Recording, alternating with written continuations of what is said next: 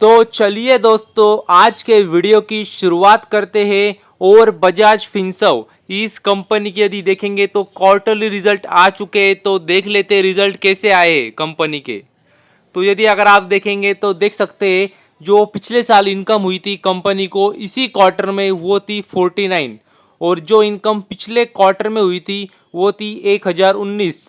और जो इनकम अभी हुई है कंपनी को वो है 57। तो अगर आप देखेंगे ईयरली तो थोड़ी सी ग्रोथ है। और क्वार्टरली अगर आप देखेंगे तो आप बोलेंगे ये क्या हुआ है कंपनी के साथ, मतलब इतनी बड़ी गिरावट देखने को मिलेंगी आपको।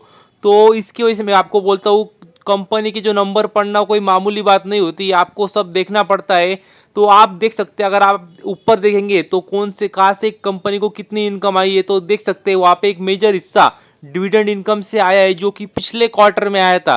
तो जी हाँ दोस्तों, पिछले क्वार्टर में काफ़ी बड़ी अमाउंट उनको डिविडेंड एज ए डिविडेंड आई थी, जो कि जिसकी वजह से अगर आप देखेंगे तो उनकी ओवरऑल इनकम बढ़ गई थी, जो कि इस क्वार्टर में भी नहीं थी और पिछले साल के इसी क्वार्टर में भी नहीं थी। तो मतलब उनको हर साल क्वार्टर टू में बड़ी डिविडेंड इनकम आती है, ये बात भी आपको पता चाहिए।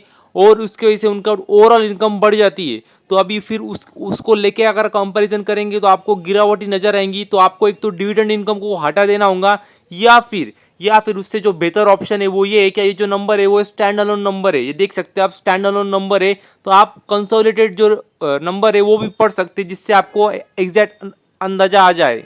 तो ये रहे कंसोलिडेटेड आंकड़े। तो अगर आप देखेंगे तो देख सकते हैं जो पिछले साल इनकम हुई थी इसी क्वार्टर में वो थी 21,750। और जो इनकम पिछले क्वार्टर में हुई थी वो थी लगभग 26,000। और जो इनकम अभी हुई है इस क्वार्टर में वो है 29,000। तो देख सकते हैं, अगर आप क्लियर कट देखेंगे तो ईयरली ग्रोथ नजर आएंगी।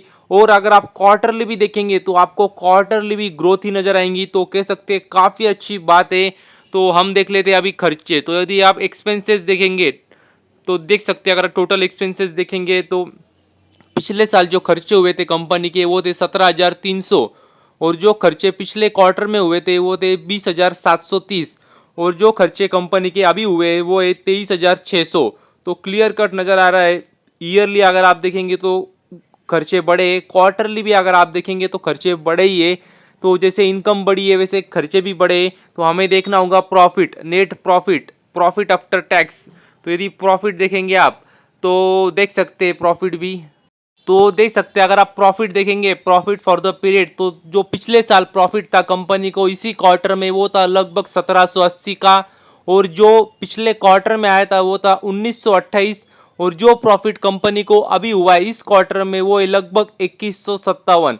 तो मतलब देख सकते हैं ईयरली भी अगर आप देखेंगे तो ग्रोथ है, क्वार्टरली भी अगर आप देखेंगे तो ग्रोथ ही है। तो मतलब कह सकते हैं अच्छी खासी कंपनी ने ग्रोथ दिखाई है। और मतलब छोटी कंपनी नहीं है, काफ़ी बड़ी दिग्गज कंपनी है। तो मतलब ऐसा नहीं हो सकता कि प्रॉफिट डबल हो जाएगा, ट्रिपल हो जाएगा, या मतलब बहुत बड़ी जंप आएंगी। लेकिन उसके बावजूद जो आंकड़े हैं मुझे तो भी अच्छे लग रहे हैं, ग्रोथ दिखाई है कंपनी ने। और अच्छी खासी ग्रोथ है और क्वार्टरली भी ग्रोथ है। तो ओवरऑल अगर आप रिजल्ट देखेंगे तो अच्छे लग रहे हैं कंपनी के। चालू मार्केट में कह सकते हैं रिजल्ट आए तो देखना होगा शेयर में क्या रिएक्शन आता है। मगर आप देखेंगे तो रिजल्ट तो इतने खराब बिल्कुल भी नहीं लग रहे। तो बस अभी के लिए इतना ही। Thank you very much. और भी ऐसे ही वीडियोस देखते रहिए।